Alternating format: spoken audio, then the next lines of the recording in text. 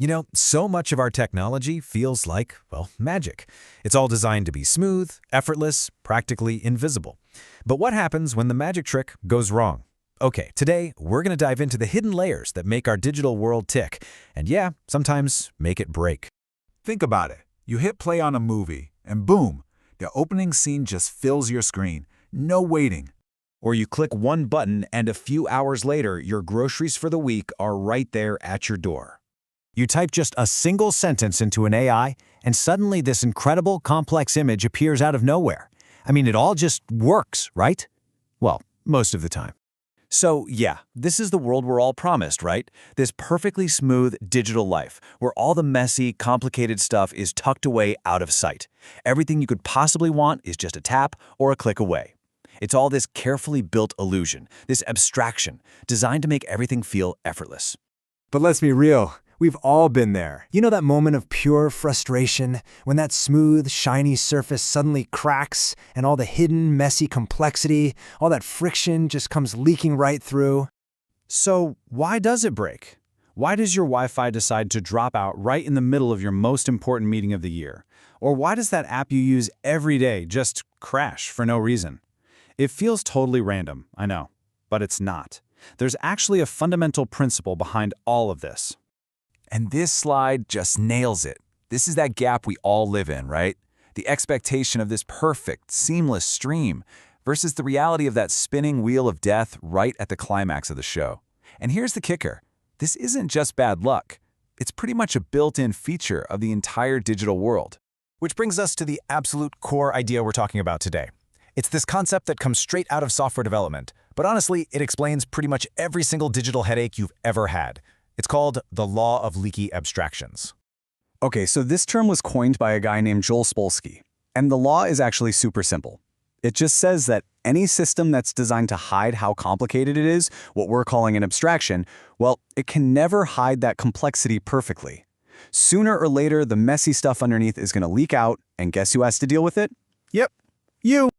And these are just perfect examples of these leaks in action. Take TCP/IP, for instance. It's basically the internet's postal service. It's an abstraction that's supposed to make you feel like sending data is totally reliable. But really, it's like a mail service using a bunch of unreliable trucks. When one of those trucks, a data packet gets lost, you feel the leak. That's your buffering wheel. Same thing with SQL. It's a language for talking to databases. The whole point is you can just ask for what you want without knowing how the database gets it. But sometimes, the database chooses a terrible route, and your simple question takes 1,000 times longer. The abstraction leaked, and your whole app slows to a crawl. And you know what? This law isn't just about software. It goes all the way down to the physical hardware that powers everything.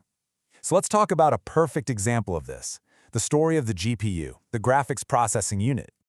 So, at its most basic level, a GPU is an abstraction. It's the special piece of hardware that takes on the really hard job of drawing all the images on your screen. It takes that workload off the main CPU so the CPU can focus on other stuff. But the GPU's own story is just fascinating. It's layer after layer after layer of new abstractions being piled on top of each other. And this timeline just shows it perfectly. We're talking about compounding abstractions here. Back in the 70s, it was simple. The abstraction was just help the main brain draw pixels for Space Invaders. Easy enough. Then in the 90s, a whole new layer got slapped on top to build these incredible 3D worlds for video games. Fast forward to today, and GPUs have thousands of cores. This creates yet another insanely powerful abstraction for doing tons of calculations at once, which, as it turns out, is exactly what you need to power the entire AI revolution.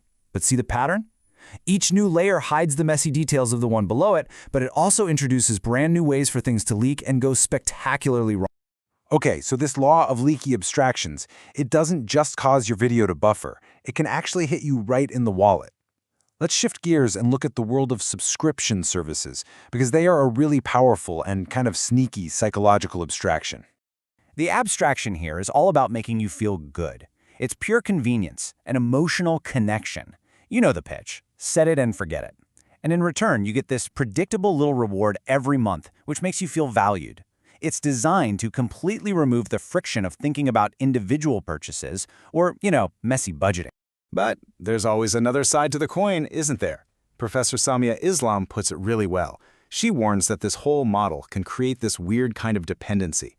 Businesses start focusing not on selling you a great product, but on just extracting that recurring fee, that rent, from you, their captive audience. And this is where the abstraction of convenience starts to leak big time.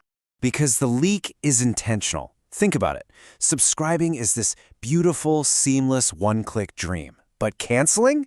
Oh, that's a whole different story.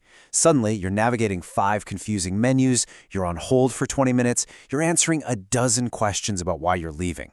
The shiny abstraction of convenience leaks the cold, hard reality of a business model that is specifically designed to make it a pain to leave.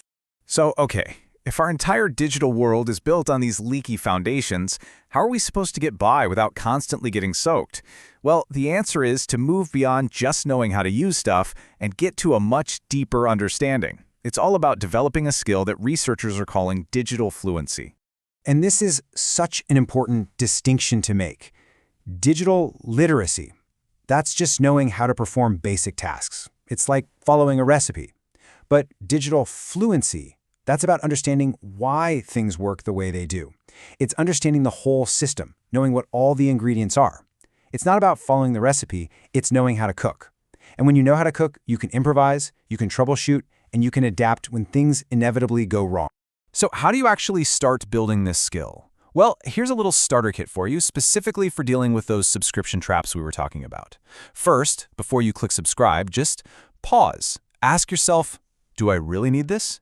Maybe come back to it in a month and see if you still feel the same way. Second, think about the true lifetime cost, not just that tiny monthly fee.